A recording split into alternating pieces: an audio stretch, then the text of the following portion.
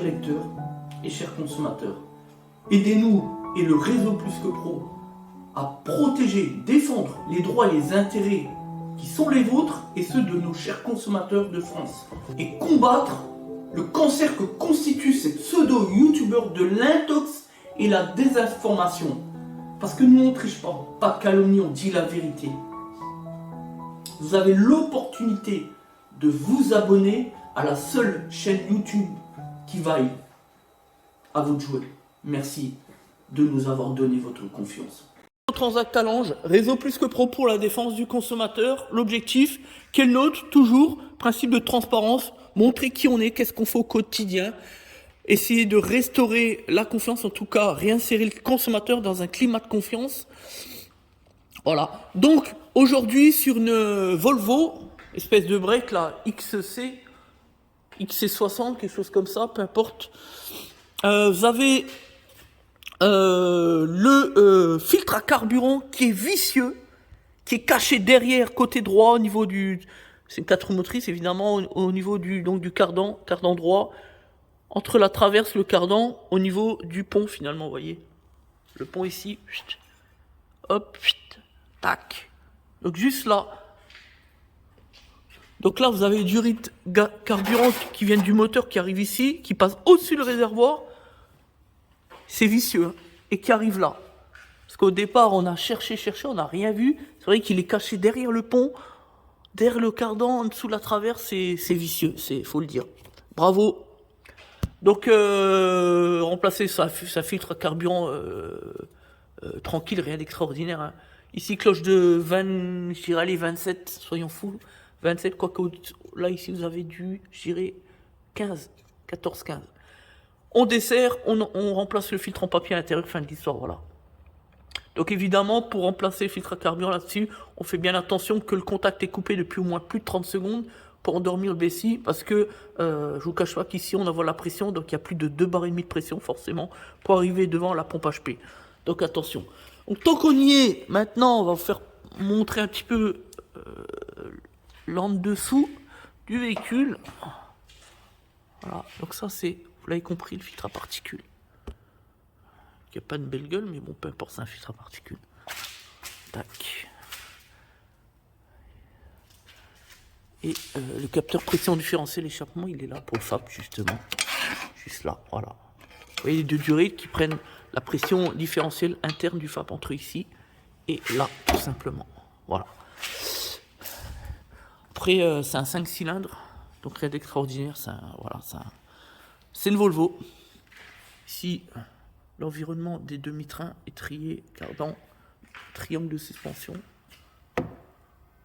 Donc quand on fait une révision, on fait le point sur tout, hein, les jeux, bielles de barre, les rotules, direction, rotules, suspension, les cardans, etc., les freins, évidemment, tout ce qui est élément de sécurité. Voilà. Voilà, donc l'objectif, surtout sur ce document, c'était pour évoquer la spécificité du filtre à carburant, qui est bien caché en dessous, comme ça, tout le monde pourra le savoir. Le filtre à carburant sur le 5 cylindres XC60, Volvo XC60, et donc juste en dessous, derrière le trarière, hein, le pont, et en dessous le cardan arrière droit, pardon. Voilà. Alors, pour revenir au filtre à carburant, pour le remplacer, rien d'extraordinaire, on décroche la barre stabilisatrice, 2 vis ici, 2 vis là, ici, tac tac, c'est des vis de 13, ici, tac tac, et on libère délicatement, doucement. Hein, voilà, on est en appui ici, rien d'extraordinaire, rien de problématique là. Faites attention aux biellettes. Voilà, c'est bien positionné. Maintenant, on a la place pour. Pourquoi, à votre avis? Pour pouvoir libérer le filtre à carburant. Maintenant, on a la place, on va pouvoir desserrer. C'est parti. Voilà, donc, on vient de desserrer avec le cliquet doux de 32. C'est du 32 pour ceux qui ne savent pas. Voilà. On a mis le bac en dessous, évidemment. Le but, c'est pas d'en mettre partout.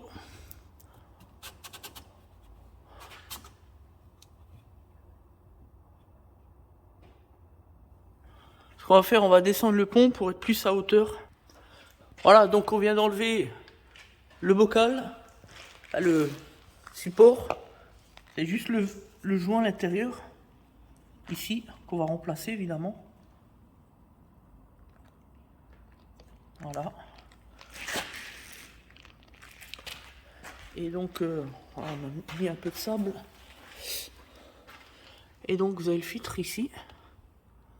Voilà, il y a juste à le désinsérer tout simplement, rien d'extraordinaire.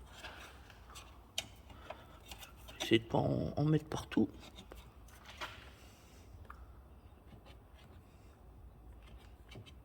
Voilà.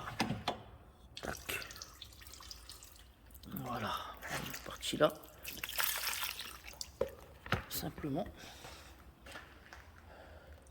Alors, ce qu'on peut faire déjà, c'est remettre l'autre.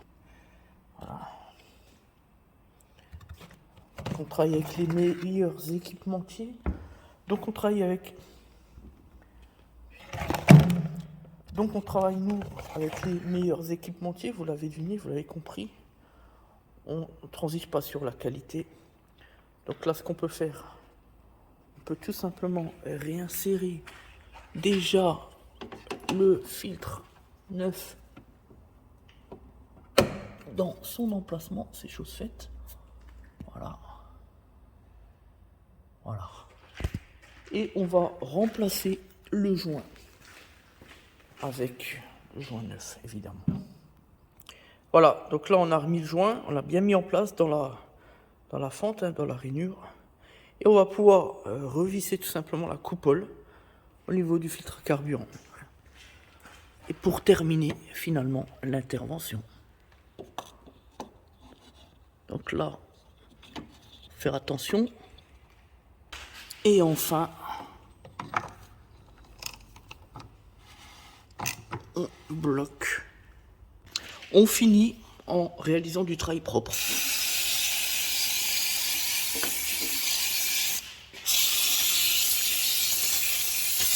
On nettoie, on dégraisse et le consommateur n'attend pas moins. C'est le minimum. Voilà. Enfin, on termine par la repose de la barre stabilisatrice arrière. Opération terminée, on va souffler le nettoyant, le dégraissant. Merci à tous. C'était Des Autotransact Talange, réseau plus que pro pour la défense du consommateur.